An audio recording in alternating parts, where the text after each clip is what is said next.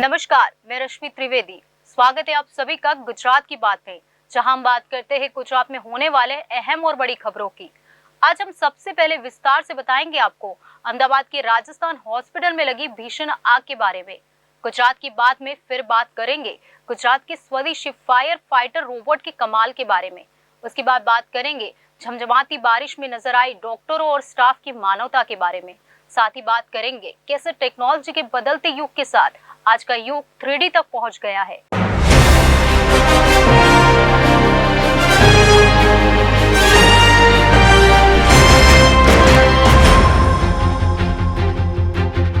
तो आइए शुरू करते हैं गुजरात की बात का सफर। अहमदाबाद के शाहीबाग में स्थित राजस्थान हॉस्पिटल के बेसमेंट में सुबह 4 बजे के करीब आग लग गई। आग लगने के कुछ ही देर बाद जोरदार ब्लास्ट हुआ। बिल्डिंग में धुआं भर गया। सूचना पर पहुंची दमकल की टीम ने बचाव कार्य शुरू कर दिया। अस्पताल में भारी धुआं होने की वजह से दमकल को भी दिक्कतों का सामना करना पड़ा।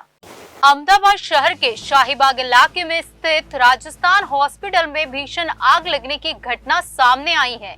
यह भीषण आग अस्पताल के बेसमेंट के हिस्से में लगी है। देखते देखते आग एक बड़े हिस्से में फैल गई। आग के धुएं के कारण मरीजों को सांस लेने में दिक्कत होने लगी। सतर्कता के तौर पर मरीजों को नीचे शिफ्ट किया गया। सूचना पर दमकल की 22 गाड़ियां मौके पर पहुंची और रेस्क्यू ऑपरेशन को संभाला। शुरुआती जांच में सामने आया कि आग हॉस्पिटल के बेसमेंट में लगी है। इसके बाद एक ब्लास्ट की आवाज भी आई। बेसमेंट में धुएं के साथ साथ एक ब्लास्ट भी हुआ। इसके बाद स्थिति बिगड़ने लगी। धुएं के ऊपर की तरफ जाने के चलते मरीजों को दिक्कत हुई। बचाव कार्य में रोबोट का इस्तेमाल भी किया जा रहा है। अहमदाबाद के डीसीपी ट्रैफिक सफीन हसन भी मौके पर पहुंचे हैं। अस्पताल में आग सुबह 4:30 बजे के करीब लगी। इसके बाद 22 दमकल अस्पताल के लिए रवाना हुए। अस्पताल में सही वेंटिलेशन नहीं होने के कारण बचाव कार्य में दिक्कत आई। बेसमेंट में धुआं बाहर निकल नहीं पाया और अस्पताल के अंदर जमा हो गया। धुआं इतना ज्यादा था कि 6ठी मंजिल तक एडमिट मरीजों को भी सांस लेने में दिक्कत हुई। अभी तक किसी जनहानि की सूचना सामने नहीं आई है। अस्पताल में फिलहाल मरीजों की सुरक्षा को लेकर रेस्क्यू ऑपरेशन चल रहा है। गुजरात के अहमदाबाद सहित कई शहरों में इन दिनों स्वदेशी ऑटोमेटिक फायर फाइटर रोबोट का इस्तेमाल किया जा रहा है। यह रोबोट 700 डिग्री तापमान में आग बुझाने की क्षमता रखता है। दुनिया में टेक्नोलॉजी के क्षेत्र में हर दिन नई नई खोज हो रही है। हर क्षेत्र में तकनीक का प्रयोग कर काम को आसान बनाया जा रहा है। फायर फाइट्स का काम सबसे खतरनाक काम माना जाता है, लेकिन तकनीक की मदद से इस काम को भी जोखिम मुक्त बनाया जा रहा है। अहमदाबाद के शाहीबाग स्थित राजस्थान हॉस्पिटल के बेसमेंट में लगी आग को बुझाने के लिए ऑटोमेटिक रोबोट का इस्तेमाल किया गया। यह 700 डिग्री तापमान में आग बुझाने की क्षमता रखता है। 3 महीने पहले बापूनगर इलाके में एक आग लगी थी। उस दौरान स्वदेशी रोबोट का इस्तेमाल किया गया था। अहमदाबाद फायर डिपार्टमेंट के पास पिछले 3 से 4 सालों से ऐसे करीब 3 स्वदेशी स्वचालित रोबोट है। बता दें कि जब गुजरात के किसी भी इलाके में आग लगती है तो अग्निशामक कर्मचारी आग बुझाने के लिए अपनी फायर ब्रिगेड पर सवार होकर पहुंचते हैं। आग बुझाने के लिए विभिन्न उपकरणों के साथ साथ अब स्वदेशी रोबोट की भी मदद ले रहे हैं। अहमदाबाद सहित कई राज्य में स्वचालित रोबोट का हो रहा है इस्तेमाल। अग्निशामक विभाग से मिली जानकारी के अनुसार अहमदाबाद सहित गुजरात के कई शहरों में ऐसे स्वचालित रोबोट का उपयोग किया जा रहा है। ये स्वचालित रोबोट सचमुच अग्निशामक कर्मियों के मित्र बन गए हैं। उन्होंने बताया कि अग्निशामक इस रोबोट का इस्तेमाल आग बुझाने के लिए कर रहे हैं, जिससे जान का खतरा कम हो जाएगा। अब तक इस स्वचालित रोबोट का इस्तेमाल कई दुर्घटनाओं में आग बुझाने के लिए किया जा चुका है। वरिष्ठ अधिकारी के अनुसार अग्निशामक ऐसे रोबोट को संचालित करने के लिए रिमोट का उपयोग करते हैं। इस रोबोट का इस्तेमाल 700 डिग्री तापमान पर 1 घंटे से ज्यादा समय तक आग बुझाने में किया जा सकता है। यह आधुनिक और शक्तिशाली हथियार वहां काम आता है जहां अग्निशमन कर्मी प्रवेश नहीं कर सकते हैं। साथ ही में एक और खास बात, इस रोबोट में लगे कैमरे की मदद से फायर फाइटर्स अंदर की तस्वीरें ले सकते हैं। रोबोट में पानी का टैंकर और पाइप जोड़कर आग बुझाई जाती है। धुआं निकलने के लिए एग्जॉस्ट फैन का भी इस्तेमाल किया जाता है। उच्च दबाव के साथ यह रोबोट 2400 प्रति लीटर मिनट दर से पानी छोड़ता है और इसका काफी दबाव होता है। यह 100 मीटर का एरिया कवर कर सकता है। इससे आग पर नियंत्रण लाने में मदद मिलती है। कठिन परिस्थितियों में भी मरीजों के लिए चुनौतीपूर्ण कार्य कर डॉक्टर भगवान का रूप होते हैं, ये कहावत का चरितार्थ करने वाले डॉक्टर परेश शर्मा और उनके स्टाफ की जितनी तारीफ की जाए उतनी कम है। इस तारीफ के पीछे की पूरी बात बताएंगे आपको विस्तार से। रात के 9:30 बजे होंगे, डॉक्टर घर ही पहुंचे थे कि अस्पताल से एक आपातकालीन कॉल आई, जिसे उन्हें अस्पताल में जल्दी आने के लिए बताया गया। वजह थी एक गर्भवती महिला को प्रसव पीड़ा हो रही थी। डॉक्टर ने बिना समय गवाए तेज बारिश में भी बिना आलस किए वह कुछ ही देर में अस्पताल पहुंच गए। अस्पताल में जाकर प्रसव पीड़ा से जूझ रही गर्भवती महिला की जांच की। रात का समय था, इसलिए स्वाभाविक है कि स्टाफ कम था। एक चिकित्सक अधिकारी और एक अन्य चतुर्थ श्रेणी कर्मचारी की मदद से सावधानी पूर्वक प्रसव कराया गया। उस प्रसव द्वारा एक सुंदर शिशु का जन्म हुआ। बच्चे की मां और अस्पताल में भर्ती अन्य मरीज, उनके रिश्तेदार खुश हुए। यह घटना 27 जुलाई 2023 की देर रात करजन तालुका के अटुक प्राथमिक स्वास्थ्य केंद्र में घटी। उस रात चल रही धीमी बारिश कुछ मिनटों बाद मूसलाधार बारिश में परिवर्तित हो गई, जो कि रुकने का नाम ही नहीं ले रही थी। मानो सालों की बारिश आज ही हो रही थी। 4 घंटे तक लगातार बारिश होती रही। गांव में पानी भर गया और अस्पताल में 5 फीट तक पानी भर गया। यहाँ तक कि बैठने के लिए लगी बेंच भी पानी में डूब गई। इस अस्पताल में गोधरा से 2 प्रसव रोगी और एक ब्रोंकाइटिस रोगी तथा 8 अन्य रोगियों को भर्ती कर इलाज किया जा रहा था। दूसरी ओर हर कोई इस बात से चिंतित था कि बारिश बढ़ती जा रही है। यूं तो डॉक्टर या कोई अन्य व्यक्ति अपनी ड्यूटी पूरी करने के बाद ड्यूटी स्थल से चले जाते हैं, लेकिन यह डॉक्टर ऐसी स्थिति में भी आगे आए। रात में प्राथमिक स्वास्थ्य केंद्र पर ही रुक गए। उन्होंने देखा कि इतनी बारिश में मरीजों को बाहर भेजना सुरक्षित नहीं है, तो उन्होंने सभी मरीजों को अस्पताल से बाहर जाने से मना कर दिया। इस माहौल में चाय, नाश्ता, पानी या कुछ खाने को कैसे और कहां से मिलेगा, इसे देखते हुए डॉक्टर ने मरीजों के परिजनों और स्टाफ की मदद से प्राथमिक स्वास्थ्य केंद्र में जो भी सामान उपलब्ध था, उसी से सभी को चाय, नाश्ता और भोजन उपलब्ध कराया। सुबह होते होते पीएचसी में पानी का स्तर धीरे धीरे थोड़ा कम हुआ।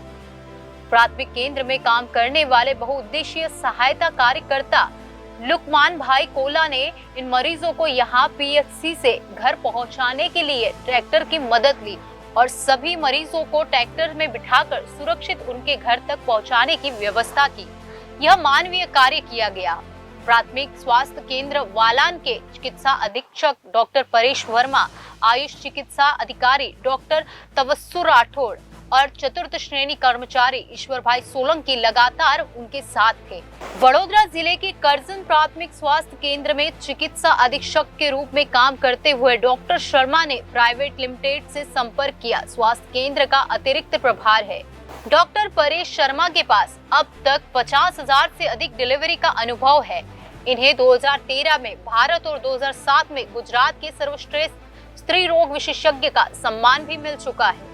टेक्नोलॉजी के बदलते युग के साथ आज का युग 3D तक पहुंच गया है। आमतौर पर 3D तकनीक का इस्तेमाल फिल्में और वीडियो देखने में किया जाता है, लेकिन अब इस 3D तकनीक का इस्तेमाल मॉडल और मूर्तियों को बनाने में किया जा रहा है। आज कई कलाकार ड्राइंग और एनिमेशन का उपयोग करके 3D बना रहे हैं। अब से 3D प्रिंटिंग की मदद से कोई भी भगवान की मूर्ति बना सकते हैं। सूरत में 27 साल के आशीष ढोला भी ऐसे ही 3D मूर्तियां बनाकर बेच रहे हैं। आइए बताएंगे आपको पूरी बात विस्तार से। 3D प्रिंटिंग की मदद से किसी वास्तविक वस्तु को पहले कंप्यूटर डिजाइन सॉफ्टवेयर का उपयोग करके 3D छवि में बनाया जाता है, फिर मुद्रक द्वारा उनकी मूर्तियां तैयार की जाती है। आशीष ढोला ने लॉकडाउन में 3D तकनीक सीखी और 3D प्रिंट तैयार किए और अब उन्होंने पिछले 3 महीने से 3D मूर्तियां बनाकर बेचना शुरू कर दिया है। एक 3D डिजाइन बनाना और उसकी फाइल बनाना, इन सभी 3D प्रिंट को बनाने में उन्हें कम से कम 3 दिन का समय लगता है और यूवी रेसिंग की मदद से वे 1 इंच से लेकर 12 सेंटीमीटर तक की मूर्तियां बनाकर ऑनलाइन बेच रहे हैं। अब उन्होंने सारंगपुर हनुमान की मूर्ति बनाना और बेचना शुरू कर दिया है। ये मूर्तियां यूवी रेसिंग FDM की मदद से आभूषण बनाने वाली मशीन में बनाई जाती है, तो 1 इंच की मूर्ति भी बारीक आकार की होती है। 3D मूर्ति पर बहुत ही जटिल और सूक्ष्मता से काम किया गया है। इसलिए इंसान की तरह ही मूर्तियां तैयार की जाती है। भगवान की मूर्ति के साथ साथ लोग अब अपने पसंदीदा व्यक्ति की मूर्ति भी बनाते हैं। जब परिवार का कोई सदस्य कोई यादगार उपहार या याद रखना चाहता है तो अब लोग उसकी जगह 3D मूर्ति बना देते हैं। यह मूर्ति बहुत ही बारीकाई से बनाई गई है और इस पर रंग भी व्यक्ति की फोटो की तरह ही किया गया है। कभी कभी तो ऐसा भी लगता है कि व्यक्ति और मूर्ति एक ही है। 3D प्रिंट बनाने वाले आशीष ढोला कहते हैं, लोग मेरे साथ 3D प्रिंट बनाते हैं और फिर 3D मूर्ति बनाते हैं। 3D प्रिंट बनाने के लिए अब तक दुनिया के अलग अलग हिस्सों से कई ऑर्डर मिल रहे हैं। 3D पेंटिंग के साथ साथ 3D मूर्तियां बनाने का क्रेज अब लोगों के बीच पहले से कई ज्यादा देखने को मिल रहा है। મારું નામ આશીષ ધોળા છે। હું ડિઝાઇનર છું। બેઝિકલી હું ઝેડ બ્રશની અંદર કામ કરું છું અને મેં ફાઇન આર્ટ્સ કરેલું છે અને મારું બેઝિકલી કામ છે ડિઝાઇનિંગનું અને 3D પ્રિન્ટિંગનું। એમાં 3D પ્રિન્ટિંગમાં FDM અને રેઝિન બંને ટાઈપની પ્રિન્ટિંગ હું કરું છું અને આ કરતાં મને ઓછામાં ઓછું પ્રિન્ટિંગમાં હું 4 વર્ષથી છું અને ડિઝાઇનિંગમાં હમણાં 2 વર્ષ થયા છે। ડિઝાઇનિંગ પર હું 2 વર્ષથી ડિઝાઇન કરું છું। 3Dમાં કેવો ક્રેઝ મળી રહ્યો છે, લોકોને કેવી રીતે તમારી પાસે કામ આવે છે? 3Dમાં એવું છે કે અત્યારે જ્વેલરી છે, કોઈ પણ ડિઝાઇનિંગ ફિલ્ડ હોય એમાં પહેલાં કેવું થતું હતું કે લોકો હાથેથી બનાવતા હતા। અત્યારે લોકો ડિમાન્ડ કરે છે કે એ પરફેક્ટ હોય, એક્યુરેસી એમાં થોડીક વધારે હોય, તો લોકો ડિમાન્ડ કરે છે કે થોડુંક મશીન મેડ બને। એટલા માટે જે ડિઝાઇન હોય, કોઈ પણ ડિઝાઇન ફિલ્ડ હોય તો એની ડિઝાઇન જે છે એ ઝેડ બ્રશની અંદર અથવા કોઈ પણ ડિઝાઇન સોફ્ટવેરની અંદર ડિઝાઇન રેડી થતી હોય છે અને પછી એનું 3D પ્રિન્ટ થતું હોય છે અને એ રીતે આખી 3D revolution, 3D printing technology ધીમે ધીમે ગ્રો થઈ રહી છે। કેટલી મહેનત રહી છે આ બનાવવામાં અને કઈ હિસાબે બનાવવામાં આવે છે? જે રીતે ક્લેમાંથી જે વસ્તુ બને છે એ જ રીતે ઝેડ બ્રશની અંદર મારું કામ છે જે હું કરું છું। તો ક્લેમાં જેટલી મહેનત થાય એટલી જ મહેનત આપણે ઝેડ બ્રશની અંદર થતી હોય છે। એટલા માટે આપણે જે એનું કહેવાય કામ એ ડિટેલ સાથે આપણે કામ કરતા હોઈએ છીએ એમાં। તો એ પ્રોસેસ છે આની બનાવવામાં ક્લાયન્ટ આપણને રેફરન્સ ઇમેજ મોકલે અને રેફરન્સ ઇમેજ જોઈને આપણે ઇમેજમાંથી ટ્રાય કરતા હોય કે એના જેવું અથવા એને સિમિલર અથવા એનાથી 70-80% મેચ થાય એવી 3D ફાઇલ રેડી કરીને આપીએ એ લોકોને, તો એ લોકો પણ બીજે કશે એ લોકો પાસે 3D પ્રિન્ટર હોય તો ત્યાં પ્રિન્ટ કરી શકે। શું કોસ્ટ પડી રહી છે? નોર્મલી એક ફિગર આપણે જ્યારે બનાવતા હોય છે તો નોર્મલી ફિગરની પ્રાઇસ કહીએ તો એ ડિઝાઇનિંગના 15,000 જેવા થતા હોય છે અને એના પ્રિન્ટિંગના 3-4 હજાર રૂપિયા જેવા થતા હોય છે। એ પછી FDMમાં કરે તો એનાથી સસ્તામાં પણ થઈ શકે। तो गुजरात की बात में आज बस इतना ही। आने वाली सभी खबरों के लिए आप देखते रहिए जनादेश न्यूज।